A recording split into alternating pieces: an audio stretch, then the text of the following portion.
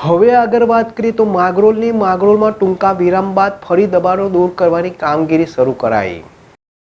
માંગરોળમાં ટૂંકા સમયના વિરામ બાદ નગરપાલિકા તંત્ર ફરી એક્શન મોડમાં આવ્યું હતું.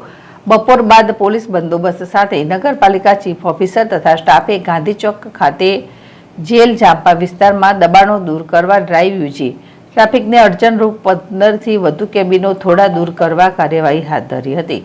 શહેરમાં ટાવર ગાર્ડન પાસે કેબિનો દૂર કરાયા બાદ કેટલાક સમય માટે તંત્રની દબાણો હટાવવાની કામગીરીને સ્થાનિક ચૂંટણીના કારણે બ્રેક લાગી જવા પામી હતી. જોકે અમુક દિવસો પહેલા જ જુદા જુદા વિસ્તારોમાં નડતરરૂપ એવી કેબિનના ગ્રાહકોને નોટિસો આપવામાં આવી હતી. દરમિયાન નગરપાલિકા ચીફ ઓફિસર આર ધોળકિયા તથા સ્ટાફે ભારે દબાણો હટાવવા કામગીરી હાથ ધરી હતી, જેમાં ગાંધીચોક વિસ્તારમાંથી 10 જેટલી અને જેલ જાંપામાંથી 5 થી 6 કેબિનો થોડા દૂર કરાયા હોવાની તથા દુકાનો બહાર આગળ સુધી કાઢવામાં આવેલા ઓટલા બાબતે નોટિસો આપવામાં આવી હોવાનું ચીફ ઓફિસરે જણાવ્યું હતું. તંત્રની કાર્યવાહીના પગલે લોકોના ટોળા ઉમટ્યા હતા.